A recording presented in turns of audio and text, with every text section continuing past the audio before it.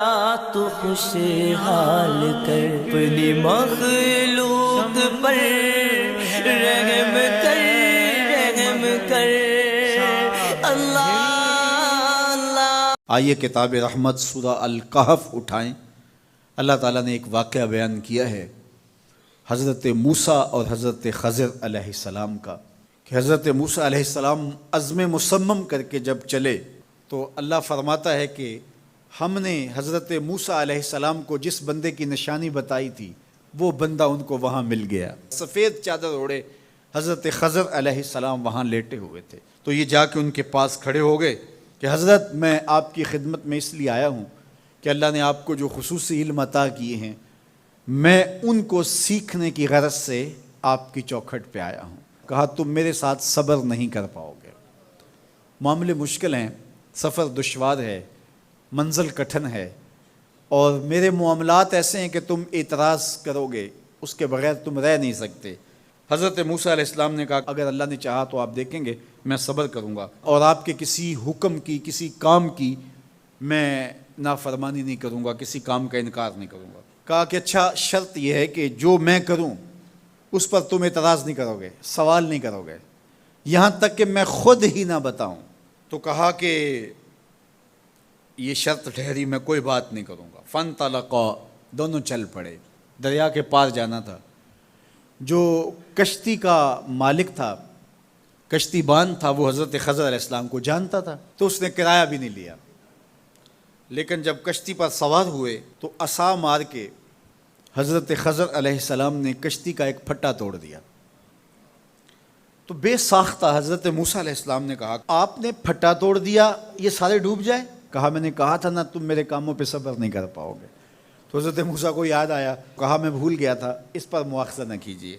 پھر دونوں چل پڑے، بچے کھیل رہے تھے، ایک خوبصورت لڑکا وہ بھی بچوں میں کھیل رہا تھا۔ حضرت خضر آگے بڑھے اور اس کی گردن مروڑ دی، اس کو قتل کر دیا۔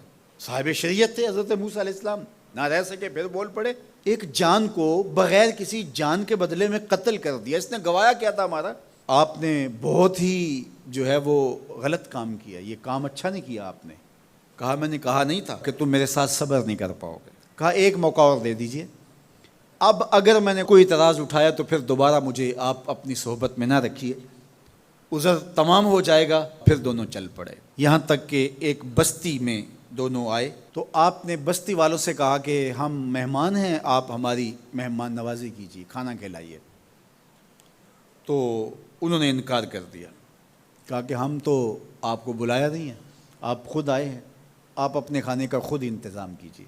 گزر رہے تھے گلی سے تو ایک دیوار گرنا چاہ رہی تھی، تو جلدی سے اس دیوار کو مرمت کر دیا۔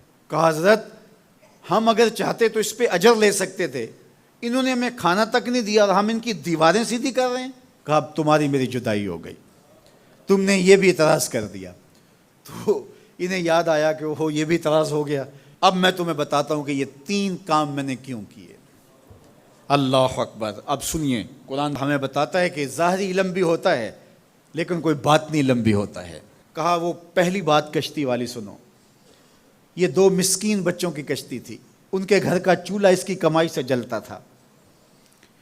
دریا کنارے کنارے ایک ظالم بادشاہ رہا تھا جو لوگوں کی کشتیاں چھین رہا تھا، ہم نے تھوڑا سا عیب لگا دیا، وہ ٹوٹی کشتی چھوڑ کے چلا گیا۔ اب وہ تھوڑے سے پیسے لگا کے کشتی مرمت کرا لیں گے، گھر کا چولہا جلتا رہے گا، بتاؤ اچھا کیا یا برا کیا؟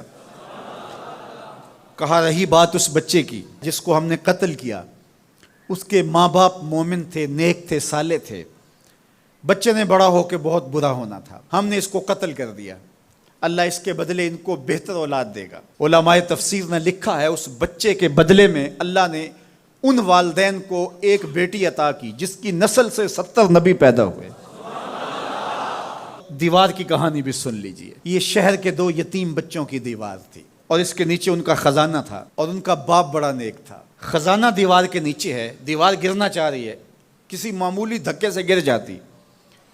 2 ہی صورتیں تھیں، یا وہ بچے خود اپنا خزانہ اٹھا لیتے یا لوگ اٹھا کے لے جاتے۔ لوگ اٹھا کے لے جاتے پھر بھی ہاتھ میں کچھ نہ آیا، اور اگر وہ خود اٹھا لیتے تو بچے ہیں، بچپنے کی وجہ سے وہ اس کو اڑا دیتے۔ تو ہم نے اس کے اوپر دیوار کھڑی کر دی، جب تک وہ اس قابل نہیں ہو جاتے کہ یہ خزانہ نکال کے اس کو صحیح مصرف پہ لگا سکیں، اتنی دیر تک دیوار گرے گی نہیں۔ اللہ اکبر، وہ کسی وجہ سے دیوار قائم رہے گی، اور جب وہ اس عمر کو پہنچ جائیں گے جس عمر میں وہ اس خزانے کو سنبھال سکیں گے، تو پھر دیوار خود بخود گر جائے گی اور یہ خزانہ نکال کر کے اپنے کام پہ لے آئیں گے۔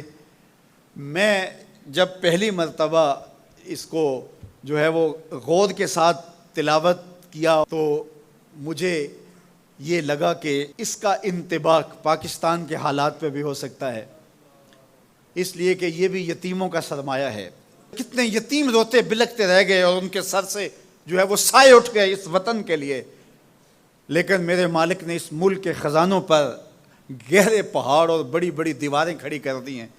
جب تک یہ قوم بلوغت تک نہیں پہنچے گی اتنی دیر تک وہ خزانے ظاہر نہیں ہوں گے، اور جب یہ قوم اپنی بلوغت تک پہنچے گی، شعوری بلوغت، فکری بلوغت، علمی بلوغت، اور رب سے جو وعدہ کیا تھا پاکستان کا مطلب کیا، لا الہ الا اللہ، جب اس بلوغت تک یہ پہنچ جائے گی، اس وعدے کی تکمیل ہوگی، پھر رب دیوار ہٹا دے گا اور پاکستان کو اللہ اتنے خزانے دے گا اور پاکستان ایسا مالا مال ہوگا دنیا دیکھنے آئے گی انشاءاللہ۔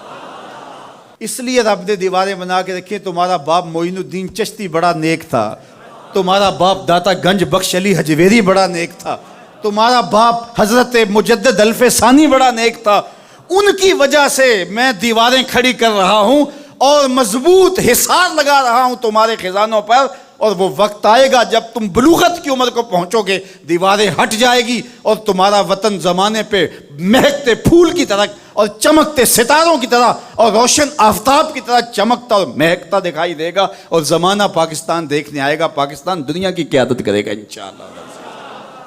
تو کہا یہ تعویل ہے ان باتوں کی جو باتیں میرے رب نے مجھے بتائی، اور یہ میں نے اپنی مرضی سے نہیں کہیں، اور جو میں نے کیا اپنی مرضی سے نہیں کیا۔ تو یہ باطنی باتیں ہیں، شاید یہ باطنی باتوں کے جوش میں یہ بات بھی میں کر گیا۔ وہ کیا کسی نے کہا تھا کہ بھری محفل میں ایک راز کی بات کہہ دی، بڑا بے ادب ہوں سزا چاہتا ہوں۔